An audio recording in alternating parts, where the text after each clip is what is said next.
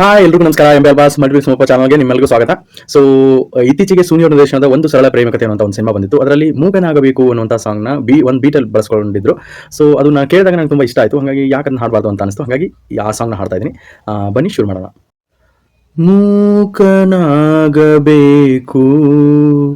ಜಗದೊಳು ಜ್ವಾಕ್ಯಾಗಿರಬೇಕು, ಮೂಕನಾಗಬೇಕು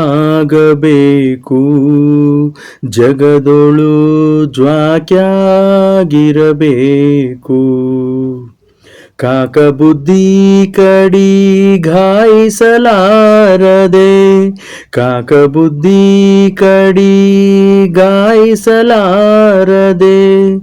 ಜಗದ ಗೊಡವಿ ನಿನಗ್ಯಾಕಬೇಕು, ಮೂಕನಾಗಬೇಕು ಜಗದೊಳು ಜ್ವಾಕ್ಯಾಗಿರಬೇಕು.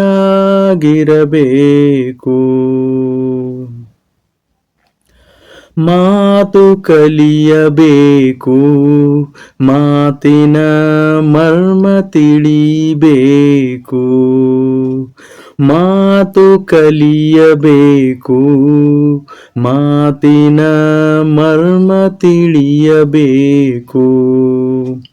ಮಾತು ಬಲ್ಲ ಮಹಾಜ್ಞಾನಿಯ ಕೂಡ, ಮಾತು ಬಲ್ಲ ಮಹಾಜ್ಞಾನಿಯ ಕೂಡ, ಕೋತಿ ಹಾಂಗ ಬೆನ್ನ ಹತ್ತಿರಬೇಕು, ಮೂಕನಾಗಬೇಕು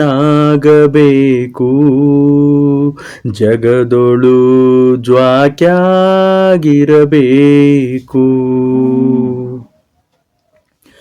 ತತ್ವ ಕಲಿಯಬೇಕು, ತತ್ವದ ಅರ್ಥ ತಿಳಿಯಬೇಕು, ತತ್ವ ಕಲಿಯಬೇಕು, ತತ್ವದ ಅರ್ಥ ತಿಳಿಯಬೇಕು. ತತ್ವಬಲ್ಲ ಮಹಾಜ್ಞಾನಿಯ ಕೂಡ, ತತ್ವಬಲ್ಲ ಮಹಾಜ್ಞಾನಿಯ ಕೂಡ, ಕತ್ತಿ ಹಾಂಗ ಬೆನ್ನ ಹತ್ತಿರಬೇಕು, ಮೂಕನಾಗಬೇಕು ಜಗದೊಳು ಜ್ವಾಕ್ಯಾಗಿರಬೇಕು. ಆಶಯ ನಳಿಯಬೇಕು, ಮನಸ್ಸಿನ ಹೇಸಿಕಿ ತೊಳಿಬೇಕು, ಆಶಯ ನಳಿಯಬೇಕು, ಮನಸ್ಸಿನ ಹೇಸಿಕಿ ತೊಳಿಯಬೇಕು. ಆಶಯ ನಳಿದು ಹೇಸಿಕಿ ತೊಳಿದು, ಆಶಯ ನಳಿದು ಹೇಸಿಕಿ ತೊಳಿದು, ಈಶ ಮಹಾಂತನ ಪಾದ ಹಿಡಿಯಬೇಕು, ಮೂಕನಾಗಬೇಕು ಜಗದೊಳು ಜ್ವಾಕ್ಯಾಗಿರಬೇಕು, ಮೂಕನಾಗಬೇಕು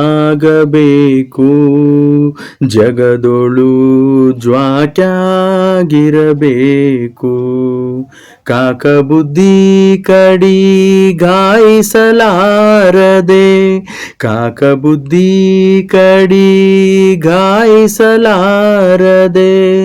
ಲೋಕದ ಗೊಡವಿ ನಿನಗ್ಯಾಕಬೇಕು, ಮೂಕನಾಗಬೇಕು ಜಗದೊಳು ಜ್ವಾಕ್ಯಾಗಿರಬೇಕು, ಜಗದೊಳು ಜ್ವಾಕ್ಯಾಗಿರಬೇಕು.